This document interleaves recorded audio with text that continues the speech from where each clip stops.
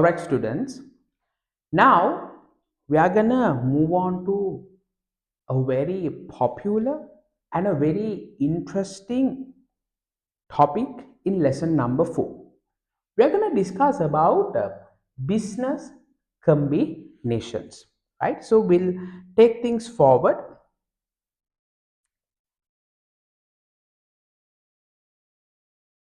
Right.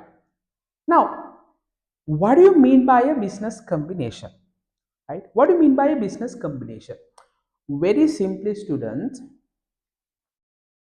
a business combination is where two or more business organizations will be joining together. So that's the very simple understanding of business combinations. Right. Now you might be thinking, right, why business organizations are combining or joining together rather than operating independently. Right.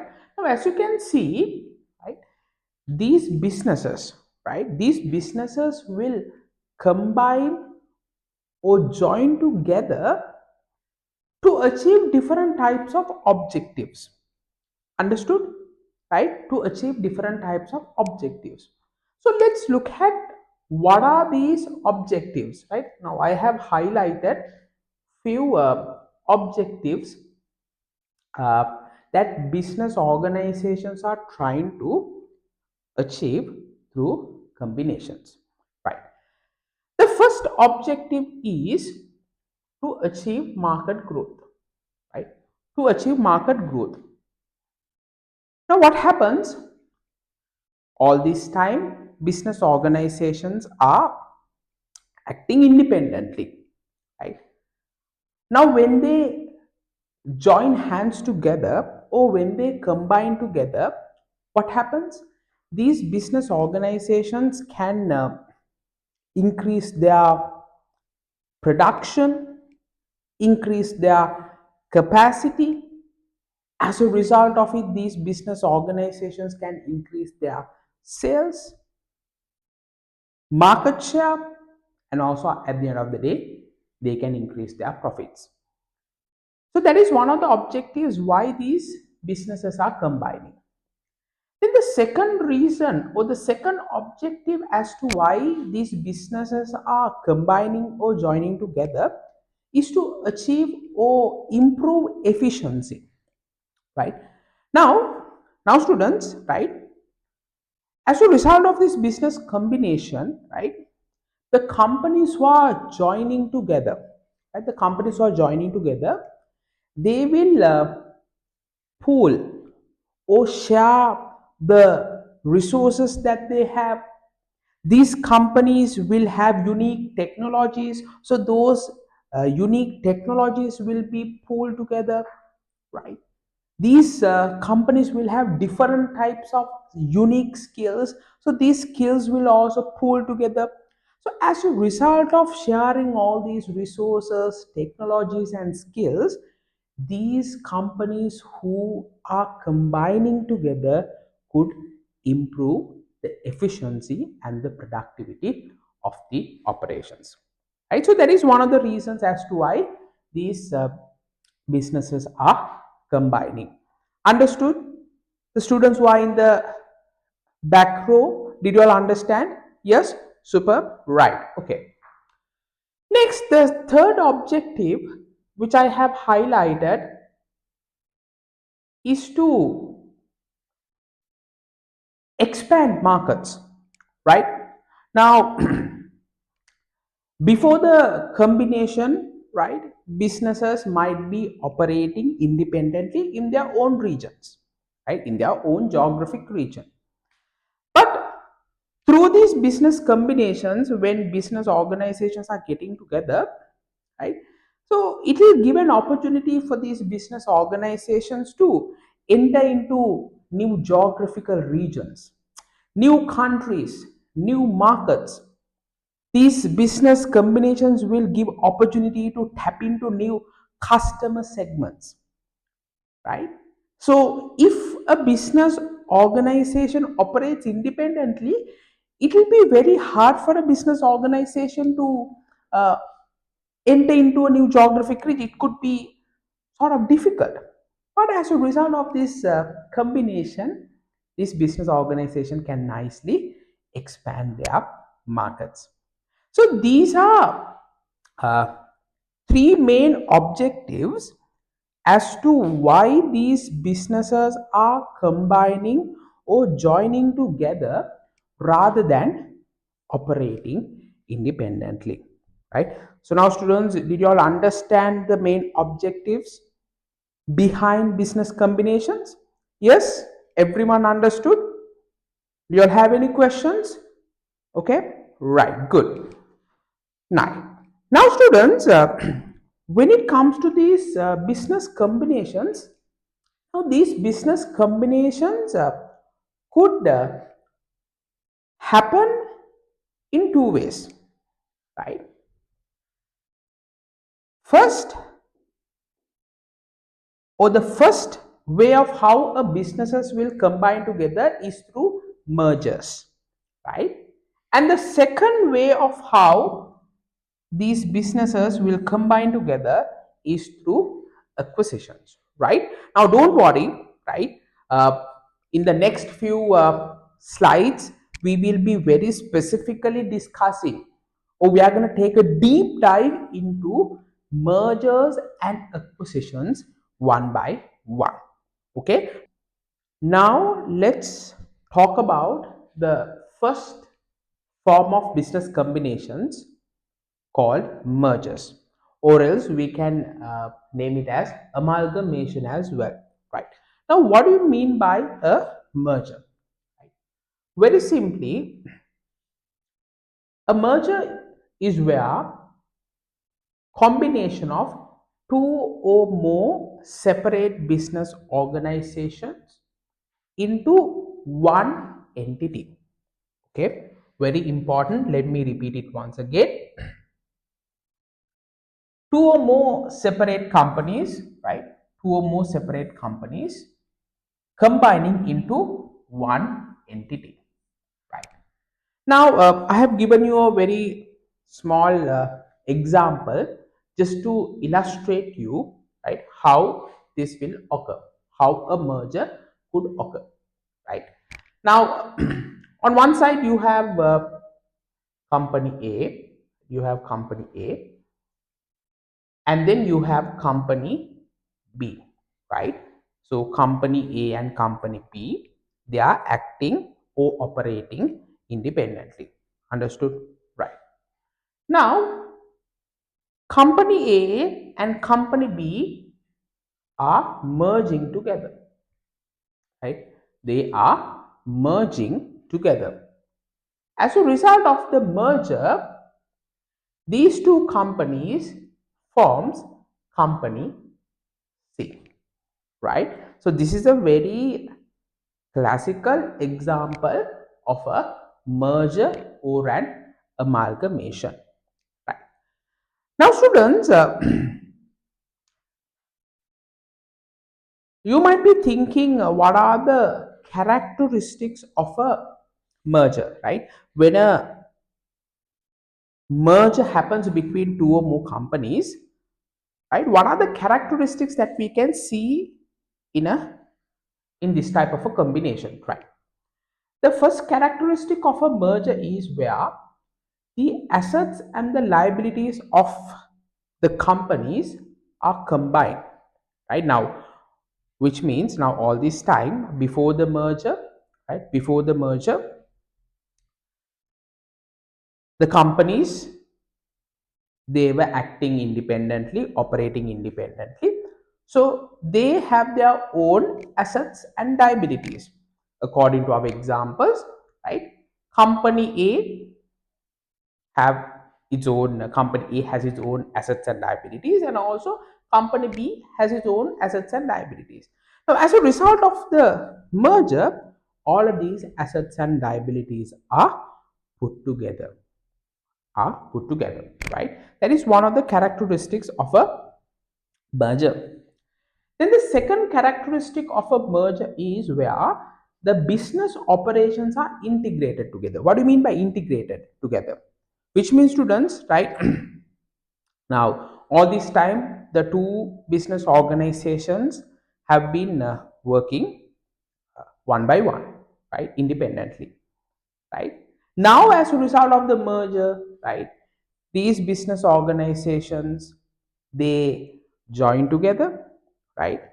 They merge together. As a result of it, these business organizations will bring their resources, skills, technologies together and start operating uh, together, right? So that is called business operations are integrated, or business operations are now connected and operated together. Then the third characteristic of a merge is ownership interests are consolidated. What do you mean by ownership interests are consolidated, students? Right? Now, don't worry about these big words, right? Like consolidated, right? Don't worry, right? Very simple meaning, right? Now, what happens, right? Now, before the merger, right? Uh, both the companies, right? They have their own shareholders or the owners, right? They were acting separately. But now, as a result of the merger, the owners or the shareholders of the companies who are merging together will combine together, right? Will combine together. So that is called the ownership interests are consolidated or combined. Okay. So students, now did you all understand the main characteristics, right, of a merger, right? These are the main characteristics of a merger, right? So just take a few seconds and reconcile it. If you all have any questions, you all can ask me. Okay, right? Okay, now students, now when it comes to mergers, right? Now don't think that these concepts that you all are learning, concepts like mergers, are limited to your books or limited to theories. No, no, no, right? Actually, you can get to find the practical application of mergers. Now, I'm gonna give you a very popular example for a merger, right? That happened in 1999. Okay, that happened in 1999. So there were two oil companies in America, Exxon and Mobil. So some of you all might have heard of these names also. So Exxon was a American oil company uh, which was based in Texas, and then Mobil was another American oil company which was based in Virginia, the United States of America. Right now, uh, during the period of 1990, right, the uh, energy industry was very competitive, right? It was very competitive, and the oil prices were going down. So just to be, or just to remain uh, strong in the energy market, these two companies, Exxon and Mobil, merged together, right? So as a result of the merger between Exxon and Mobil, a new company was created that is called Exxon Mobil. So as a result of this merger, students, both the companies combined their assets that they had, the employees, right? The oil fields, the refineries, the distribution networks, all of them were combined together, right? So this is a very classic example for a merger that happened. Students, now we'll move on to the second form of business combinations. We call them as acquisitions, right? So acquisition is a name. that y'all are very familiar with, right? Uh, and also, even in accounting and also in the normal business context, we get to find acquisitions or the word called acquisitions, right? Now, what is the simple meaning of an acquisition? Is that you buy something, you purchase something. So you can apply the same meaning here as well. Acquisition from the business context is where one company, right, one business organization is purchasing another business organization. That is the simple meaning of an acquisition. Now, just to explain you very clearly, okay, just to explain you very clearly, I've given you a very elaborative explanation where you have two companies, company A and company B. Both are operating independently and separately.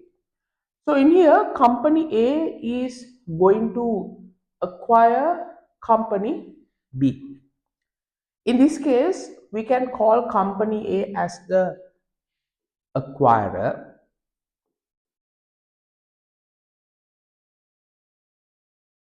acquirer, and then we can call company B as the target company.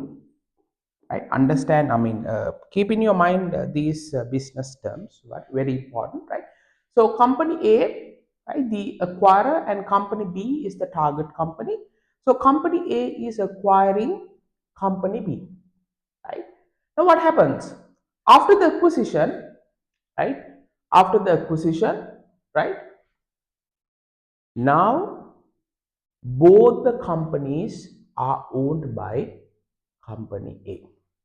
Before the acquisition, company A was independently operated, company B was independently operated, but as a result of the acquisition, both the companies are now owned by company A. So, this is a very elaborative example just for you to understand the simple meaning of acquisitions, right? Now students, as a result of this acquisition, right, the acquirer, right, now you know who is the acquirer, right? The acquiring company gains control over target companies assets, operations and management, right? So based on the acquisition, right, the acquirer gets the full control or the partial control of target companies assets, operations and the management, right? Now since we have a very good understanding about acquisitions, now you all know the fundamental of how an acquisition works. Now before we take things forward to learn about the characteristics of an acquisition, if you all have any questions, please do let me know now, right? Do you all have any questions? All good? Understood? Can we take things forward? All right, super. Good. Now let's look at what are the key characteristics of an acquisition. Now students, sometimes in your examination, they might ask. Now earlier we discussed about mergers and the key characteristics of mergers also we discussed, right? Right? So in that case, in your examination, there could be areas where these things will be tested. So in that case, make sure that you learn these concepts properly. Okay, right. Now let's learn about the characteristics of an acquisition, right? The first characteristic is where the acquired company loses its independence. Exactly. Now, according to our example, right, before the acquisition, company A was acting independently and company B was acting independently, two separate business organizations, right? Now, as a result of the acquisition, right, the acquired company or the target company, which is company B, loses its independence, right? Because after the acquisition, company B is being fully or partially controlled by company A. So you'll be losing your independence as the target company. That's the first characteristic of an acquisition. Then the second characteristic of an acquisition is where there will be an ownership transfer to the acquiring company. Yes, there's an ownership transfer. So according to our example, right, company A acquired company B, therefore the ownership of company B is being transferred partially or fully to company A. Right? So that's where the ownership transfer is happening. Understood, students? Right? Everyone? So these are two very special characteristics that you get to find in an acquisition. Okay? Right. Now, students, now we have covered the basic understanding about a business acquisition. Right? Now, before we take things forward, right, I have a few examples that I could explain you all uh, about acquisitions, right? So before we take things forward, just reconcile a bit of what we have learned as of now about acquisitions. Now, I always uh, say that you got to learn business studies practically, right?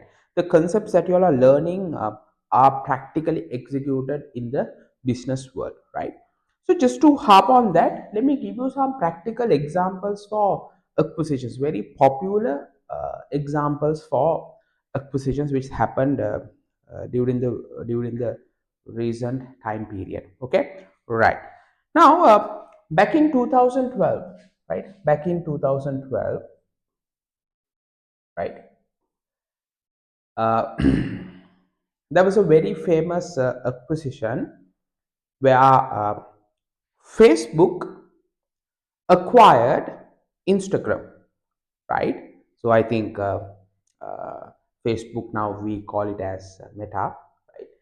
So you all know, you all are very much what you call familiar with these social media platforms, right? So at that time, Facebook was a very popular social media giant, and during that time, Instagram was actually growing very fast, right? As a photo sharing app, very specifically among young users like y'all. Because I mean, now compared to Facebook, Instagram has some features, right? I mean, some trendy features um, like filters, stories, reels, right? And also the other thing is uh, uh, if you take Instagram, it is popular among a lot of celebrities and influencers, so that attracts actually young audience to use Instagram. So likewise, Instagram was actually growing very fast. So now at that time, Facebook uh, wanted to expand its social media presence, and they wanted to prevent any competitors from taking over the market. So as a result of it, Facebook agreed to acquire Instagram, right, in 2012. uh, Now, as a result of the acquisition, still Instagram remains as a separate platform, but Instagram do benefit from the resources of Facebook, right? And also Facebook, of course, obtaining or earning through ads from both the platforms. So this is a very classic example, right? Very popular example for acquisition. Now let me give you another example for acquisitions, right? So you get one lot of examples for acquisitions actually which happened during the very recent past. So in 2006, right? In 2006, right, 2006, Google, right? You all know about Google, right? The search engine platform acquired YouTube, right? Now, during this time frame, YouTube was actually growing very fast as a video sharing platform. but it needed some more resources to grow furthermore, but it had certain limitations. And also at this time, Google was looking forward to enter into the online and the advertising markets as well.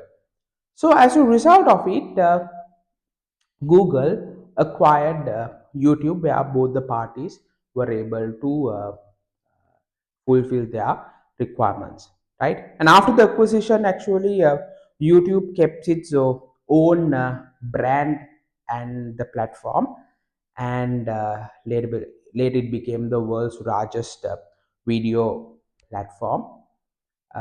So yeah, that's another example of for acquisition.